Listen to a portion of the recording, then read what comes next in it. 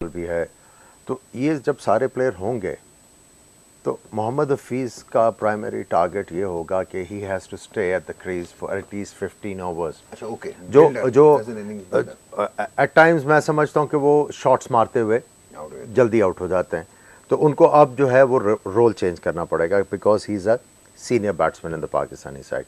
Bowling उनका बहुत बड़ा एडवांटेज है, फील्डिंग अच्छी करते हैं। I think role as a batsman थोड़ा सा एक्सपैंड करना उन्होंने अपने लिए। अहमद शहजाद रेकलेस उनको कहा गया कि शॉट सिलेक्शन बड़ी पुअर है, पैचुअल स्ट्रोक्स मार देते हैं।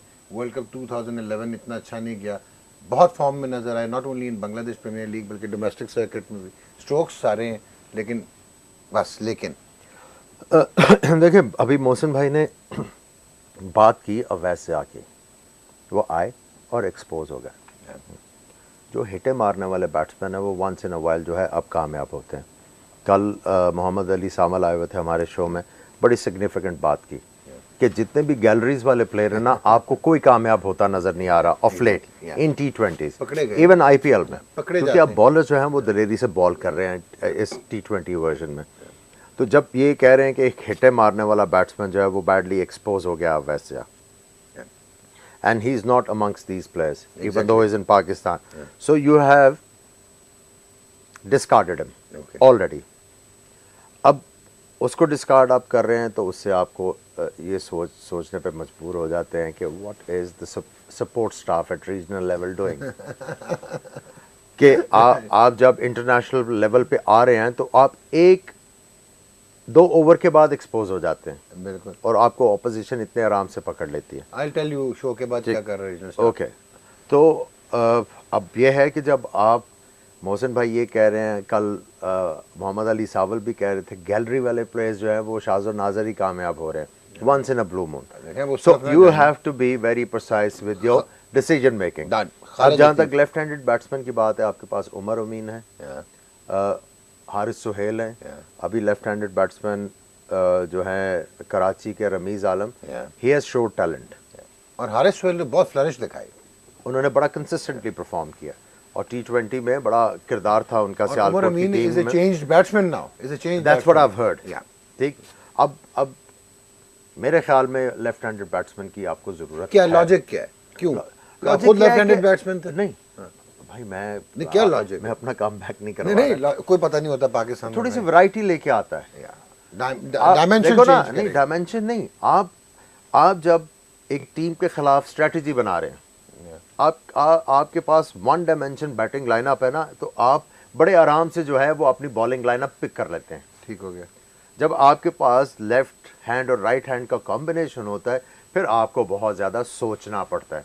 और जब आप बहुत ज़्यादा सोच के कोई फैसला करते हैं, कई दफ़ा आप नर्वस होके गलती कर जाते हैं जिसका एडवांटेज आपको मिल जाता है। Okay, so you have to bring in a left handed batsman. What is your bet on Khalid Latif? Khalid Latif बड़ा अच्छा खेले लास्ट 2 सीज़न, लेकिन आई थिंक, आई होप कि उन्होंने अब एक चीज़ रियलाइज़ कर ली होगी, जो डोमेस्टिक लेवल के ऊपर खुली हिटें लगती हैं इंटरनेशनल क्रिकेट में इतनी आसानी से नहीं लगती। मेरी चिड़िया कह रही है he is part of the Pakistan team. मैं उस दिन नाम लिए थे, उस दिन हमने इन्हीं के नाम लिए थे ना, यही प्लेयरों के नाम लिए थे। बट मुझे भी पता है। सो उमर अकमल के बारे में बहुत बात हो गई, उमर अकमल को शायद समझ आ जाए, लेकिन I think he is a golden boy of Pakistan cricket. मैं आपको एक बात बताऊं, उनको अपॉर्चुनिटी पे अपॉर्चुनिटी मिलती है। He has realised, you think so? He has realised, और I think he looked an improved player। ठीक है, लास्ट जो एशिया कप में थोड़ा सा उन्होंने शो की रिस्पॉन्सिबिलिटी, कीननेस शो की, और आई बिलीव कि अगर वो इसी एटीट्यूड के साथ जाएंगे तो ही शुड डू वेल।